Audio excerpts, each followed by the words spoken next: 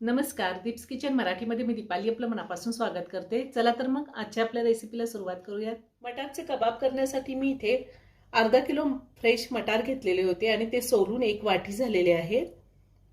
थोडी कोथिंबीर घेतली, 6 ते 7 हिरव्या मिरच्या घेतल्या, 9-10 लसणाच्या पाकळ्या, अर्धा चमचा जिरे, पाव चमचा हळद, अर्धा चमचा धने पावडर, अर्धा चमचा जिरे पावडर, अर्धा चमचा गरम मसाला, अर्धा चमचा आमचूर पावडर घेतलेली। तुम्ही आमचूर पावडर ऐवजी अर्धा चमचा चाट मसाला घेतला तरीही चालेल।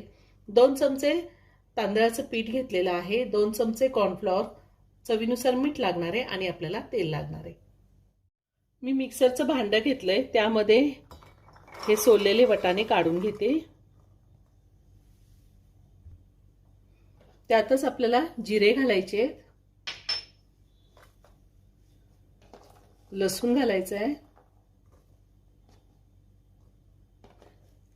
हिरवी मिरची, मिरचीचं प्रमाण तुम्ही तुमच्या आवडीनुसार कमी किंवा जास्त घेऊ शकता, आणि थोडी कोथिंबीर घातली। आता पाणी न टाकताच आपल्याला मिक्सरला थोडं जाडसर फिरवून घ्यायचंय आणि आपल्याला एकदम बारीक पेस्ट नाही करायची, थोडंसं जाडसर फिरवून घ्यायचंय। मिक्सर आपल्याला ऑन ऑफ करतच फिरवून घ्यायचंय। एकदम जर तुम्ही मिक्सरचं बटन चालू ठेवलं तर ते पातळ होईल मिश्रण आणि जास्त बारीक पेस्ट तयार होईल। मिक्सरचं बटन चालू बंद करत मी वाटाणे मिक्सरला चांगले फिरवून घेतलेले आहे। असं आपल्याला जाडसरच फिरवून घ्यायचंय, पाणी अजिबात घालायचं नाही। आता मी हे एका बाउलमध्ये काढून घेते।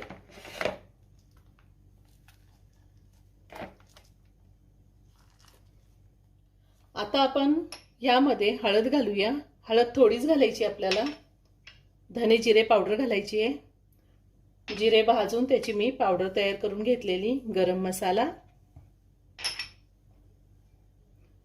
आमचूर पावडर, तांदळाचं पीठ, कॉर्नफ्लॉवर आणि चवीनुसार मीठ घालायचे।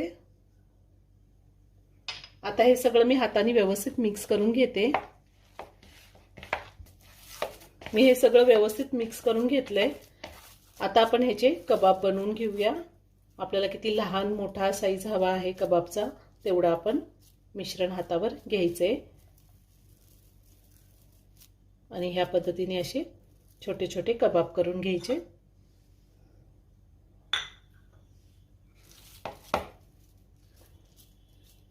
मी ह्याच पद्धतीने सगळे कबाब तयार करून घेते।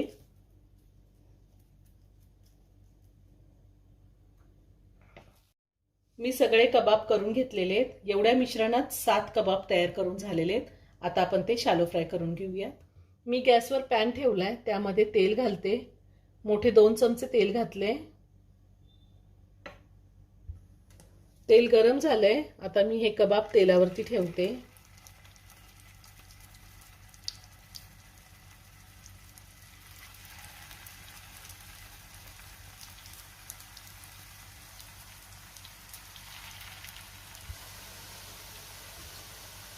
आता हे कबाब मी सगळे शॅलो फ्राय करून घेणार आहे। एका साइडनी चांगला गोल्डन ब्राउन रंग आल्यावर आपल्याला ते पलटी करायचे, लगेचच आपल्याला ते चमच्याने हलवायचं नाही। गॅसची फ्लेम मी लो टू मीडियम वर ठेवलेली आहे। साधारण 2 मिनिटं झालेली आहे। आता आपण हे कबाब पलटी करून घेऊया। एकदम छान खरपूस भाजलेत खालच्या साइडनी। त्याच पद्धतीने मी सगळे कबाब पलटी करून घेते। सगळे कबाब मी पलटी करून घेतलेत। आता दुसऱ्या साइडनी सुद्धा मी चांगले कुरकुरीत होईपर्यंत शॅलो फ्राय करून घेणार आहे। दुसऱ्या साइडनी सुद्धा कबाब झालेले आहेत। खूप छान गोल्डन रंग आलाय। आता मी ते काढून घेते। खूप छान झालेत।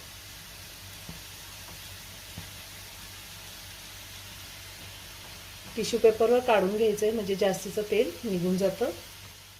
वरतून कुरकुरीत आणि आतून एकदम सॉफ्ट असे आपले मटारचे कबाब तयार करून झालेत। खूप छान झालेत। तुम्ही एकदा नक्की करून पहा। व्हिडिओ जर आवडला तर व्हिडिओला लाईक आणि शेअर करायला विसरू नका। रेसिपी आवडली असेल तर कमेंट करून नक्की कळवा। पुन्हा भेटूया अशाच एका छानशा साध्या आणि सोप्या रेसिपी बरोबर. धन्यवाद.